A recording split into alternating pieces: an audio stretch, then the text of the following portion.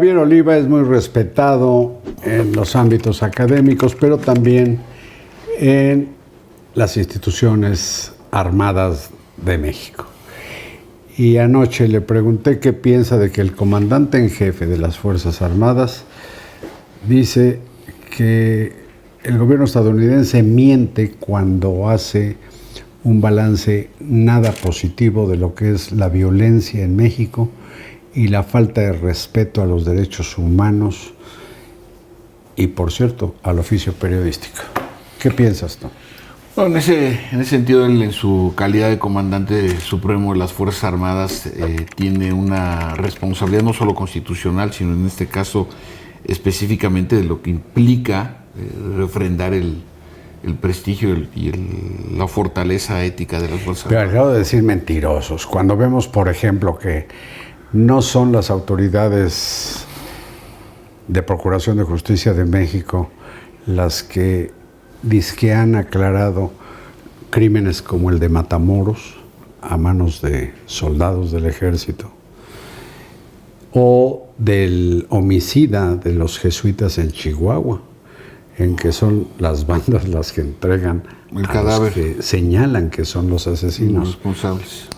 ¿No te parece un exceso decirle mentirosos a los funcionarios estos estadounidenses? Bueno, en ese sentido, pues el estilo personal de cada quien. El estilo personal de gobernar. Bueno, lo que pasa, pues es su forma de replicar. Digo, es difícil polemizar con eso. Lo cierto es que es indudable que a través de distintos informes, pueden ser de salud, de comercio, en fin, de la producción de energéticos, pues las autoridades, las distintas áreas del gobierno de Estados Unidos tratan de influir o de incidir en las agendas regionales o locales, como es el caso. Aquí hay una variable, Carlos, que de veras no podemos dejarla pasar de largo, que es la coincidencia cronológica del proceso electoral presidencial en ambos países. Esto sucede cada 12 años. En Estados Unidos son las elecciones el martes 8 de noviembre del 2024 y en México son el 2 de junio del mismo año. Entonces hay un empate cronológico en donde evidentemente México, sobre todo después de la primera campaña de Donald Trump por la presidencia de su país, México es un tema donde se discute migración forzada, obviamente violencia criminal en ambos lados de la frontera, tráfico de drogas, en fin, una cantidad de derechos temas. Humanos. Desde luego, derechos humanos, desde luego.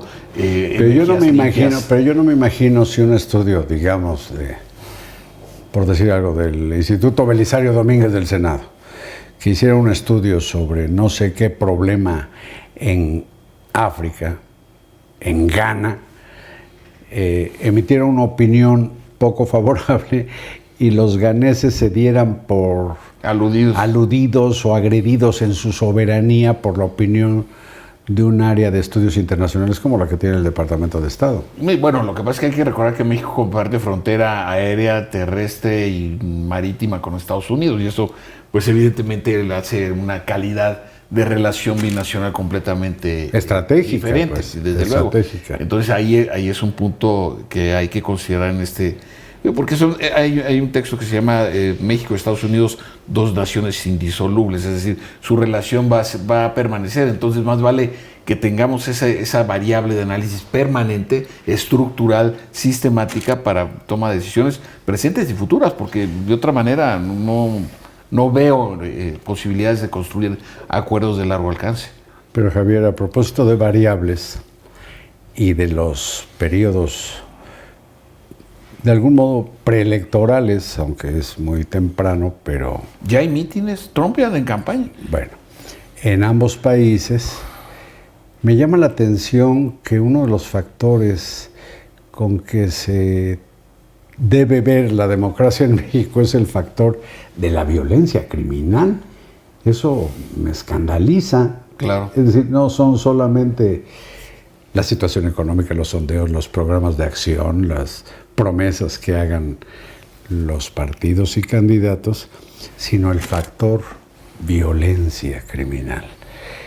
Tengo entendido que después de 2021 hubo un titipuchal de homicidios postelectorales, ¿no? Sí. Pero que tenían que ver con la política. Directamente, bueno, incluso recuerdo el caso de una alcaldesa en Morelos, por ejemplo, ¿no? Se metieron a su casa a los 4 o 5 días de haber sido electa y la mataron a ella y a algunos familiares, ¿no? O la otra candidata en el Estado de México que la hicieron retirarse de la en Valle de Bravo. Contienda, ¿verdad? Que fue en Valle de Bravo. Porque si se hablara del factor que lo es, del papel que juegan los delincuentes en las elecciones, inclinando o no, se afirma mucho que han favorecido a Morena en algunos estados. Inclinando o no los resultados de los votos, pues se habla de, digamos, de una especie de mensaje o de orden a sus bases sociales para que voten en tal o cual sentido. Pero el factor violencia, es decir, la sangre, las decapitaciones, los descuartizamientos, los homicidios, como un factor para medir la democracia en México, pues estamos tronados, ¿no? Bueno, ese fue un discurso que dio en su momento Michelle Bachelet como alta comisionada de Derechos Humanos desde Ginebra, después de las elecciones en México, en donde hizo alusión a 91 casos homicidas que estaban en el entorno del proceso electoral. ¿En México? En México, solo en el caso de... En el 21. En el 21, que fue muy comentado porque pues evidentemente la agresión era no solamente contra aspirantes o preaspirantes o precandidatos, sino equipos de campaña, liderazgos locales, en fin, desde luego profesionales de medios de comunicación vinculados a procesos políticos. Entonces, evidentemente, esto hace nos coloca en una situación ciertamente de vulnerabilidad ante un proceso social y político tan importante como son las elecciones, en cualquier momento y en cualquier dimensión. Dice un vicevocero o subdirector de información del Departamento de Estado que no pretenden, como afirma el presidente de México, erigirse en una especie de gobierno del mundo, antes se decía, o de policía del mundo, sí, para emitir juicios, pero también dijo, pero nosotros reconocemos nuestros problemas y no los escondemos bajo la alfombra.